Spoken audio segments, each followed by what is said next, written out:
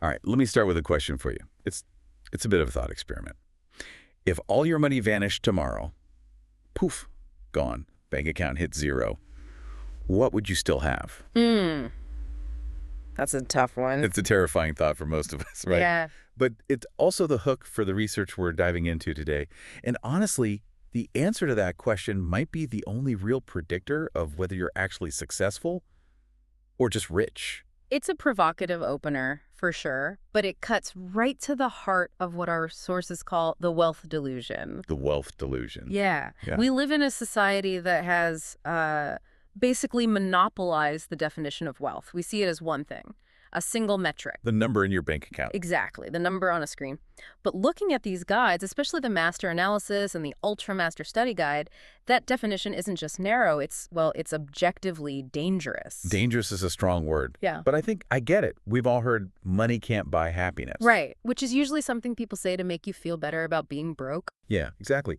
But the material today, it breaks down what they call the monodimensional fallacy. It's this simple equation we all kind of buy into. Effort leads to money, and money leads to happiness.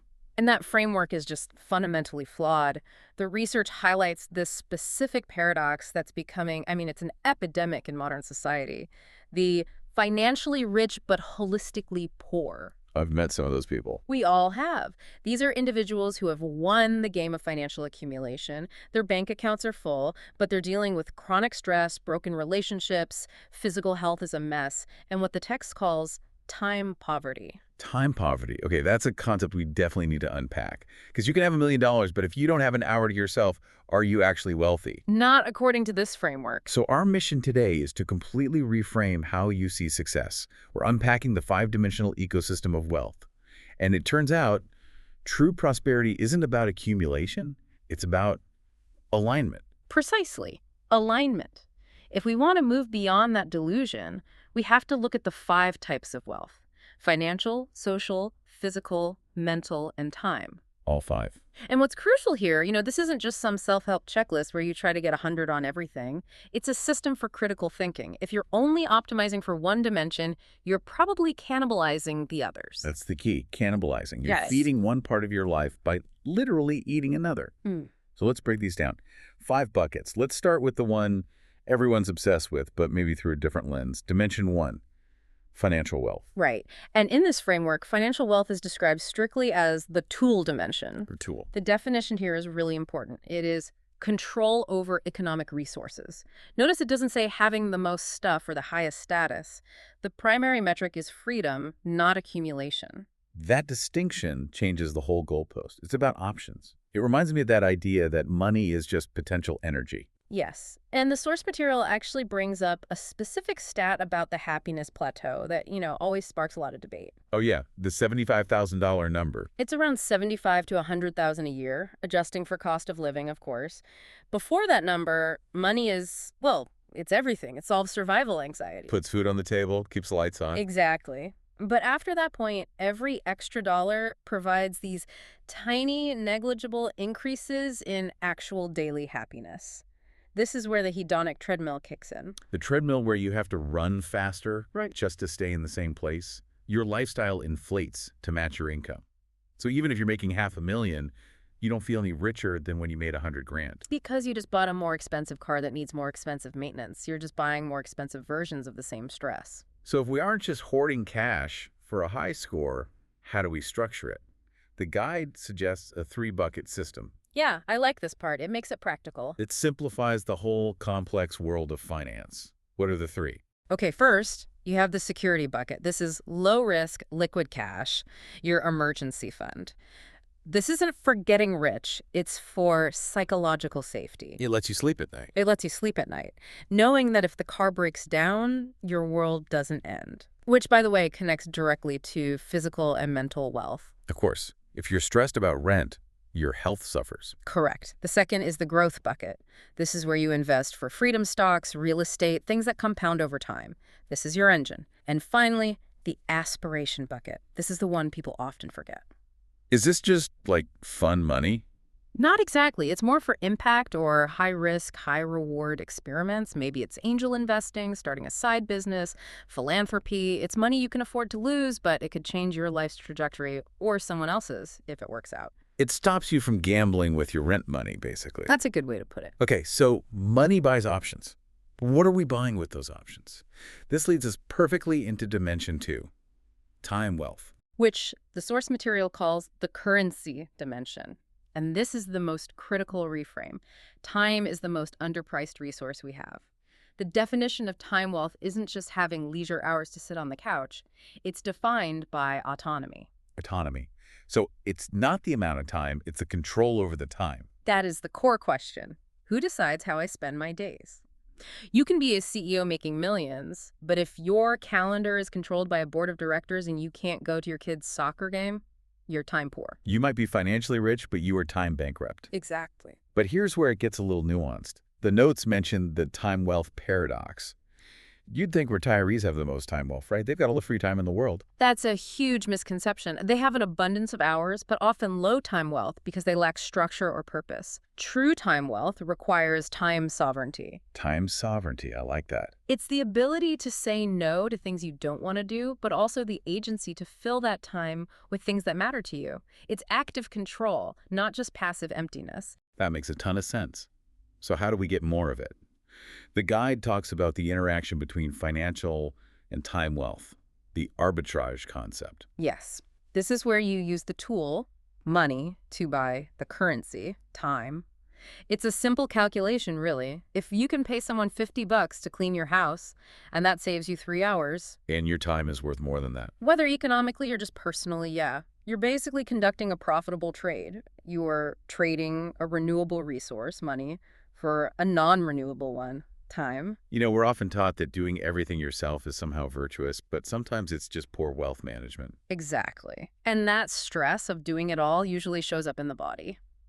Which brings us to dimension 3, physical wealth. The vessel dimension. This one feels obvious on the surface. Be healthy. But the guide frames it as the absolute foundation for everything else. You can't enjoy financial freedom from a hospital bed. It's that simple. But the mistake people make is thinking physical wealth is about aesthetics. Right. It's not about having a six-pack for Instagram. The metric here is energy abundance. It's about functionality. What can your body do and for how long? Can you hike with your kids? Can you focus for 4 hours without that brain fog? It's interesting you mentioned functionality. The source material emphasizes that physical wealth compounds, just like money, but with a stricter timeline. They call it front-loading. Think of your health in your 20s and 30s as the principal investment. If you build good habits and muscle mass then, it compounds. It pays dividends later. If you wait until you're 50 to start caring, you're not investing. You're just doing damage control. And it's so much harder. It's significantly harder and more expensive to fix a broken vessel than to maintain a strong one. They break it down into 4 pillars. It's more than just go to the gym. Right. It's movement, nutrition, and preventive maintenance. But the fourth one is the one we always neglect: recovery. The guide frames sleep not as rest, but as a non-negotiable performance tool. We can do a whole deep dive just on sleep, but let's keep going. Dimension 4. This one can feel a bit abstract. Social wealth. The connection dimension. And the source provides a really brutal but necessary litmus test for this. They call it the 3 a.m. test. I love this question. It's also terrifying. Who would be there for me at 3 a.m. during a crisis?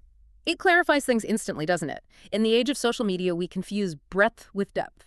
We think having 5,000 LinkedIn connections means we are socially wealthy. But it's about the quality of your inner circle, maybe 3 to 5 people, and your wider friendship circle. So, not about popularity, it's about support. But the text takes it a step further and uses financial terms: social assets and social liabilities. That sounds a little cold, classifying your friend. It sounds cold, but it's really accurate if you think in terms of energy. A supportive relationship that challenges you to grow is an asset. It adds to your life. A toxic transactional relationship, that's a liability. It drains your emotional capital. That's a tough audit to do on your life. It is. It doesn't always mean cutting people off. It might just mean reallocating your energy. You wouldn't keep pouring money into a stock that loses value every single day for 10 years, you know? Good point. You have to look in your social net worth.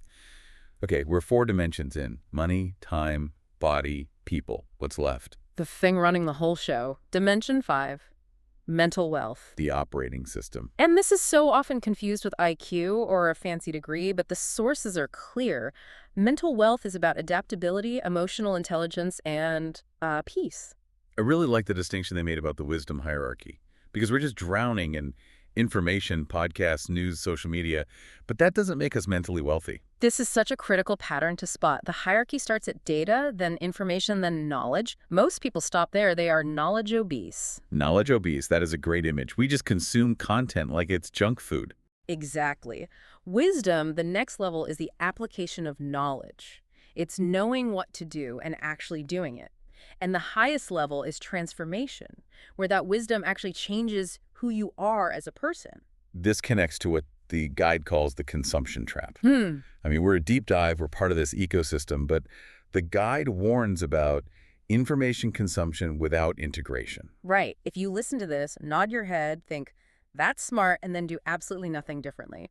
You haven't gained any mental wealth. You've just consumed some entertainment. The assets are things like a growth mindset, emotional regulation. Resilience. It's the software that lets you navigate the world. So we have these 5 dimensions, and if I'm listening to this, I'm probably thinking, okay, great, now I have to be perfect at 5 things. I was already stressed about being perfect at 1. And that is where the math comes in. This is the part that ties it all together, the synergy multiplier. I love a good formula. This turns the list into a real system. The formula is true prosperity equals the sum of your wealth dimensions multiplied by alignment. Multiplied by alignment. Okay, give me an example of a low alignment multiplier. Okay, imagine your method of making money requires you to travel constantly, eat terrible airport food, miss your kids' birthdays. The classic road warrior. You're boosting financial wealth, sure, but you are actively destroying your physical, social, and mental wealth. Those dimensions are in conflict. Your multiplier is low, maybe 0.5. You're working twice as hard for half the result in life wealth. That's the tragedy, isn't it? The guy who has a heart attack at 45 on his yacht. Exactly. But now look at high alignment. Say you use your financial wealth to buy organic food and a gym membership. That's investing in physical wealth. Okay. Because you have more energy, you're more present with your friends, social wealth goes up. That connection gives you peace of mind mental wealth, which actually makes you better at your job. Now your dimensions are reinforcing each other. Your multiplier could be 2.0. So you're getting double the results for the same effort because the system is aligned. That's the whole idea. The guide suggests doing a holistic balance sheet. So instead of just debts and assets, you list time liabilities or physical assets. It's a powerful exercise. What are my time liabilities? Maybe it's that commute I hate. What are my social assets? My weekly dinner with my brother. It gives you a complete picture of your real net worth. I want to touch on the psychology here before we wrap up. The sources outlined 4 wealth identities. It's almost like a personality test for your relationship with resources. These archetypes are very revealing. First, you have the scarcity identity. Their core belief is there's never enough. They hoard money, but they also hoard love, information. They operate from fear. They could have millions and still feel poor. Then there's the consumer identity. More is better. This is lifestyle inflation, the hedonic treadmill. They're usually the most stressed because their needs just keep growing. Mistaking net worth for self-worth. And then we move to a healthier place.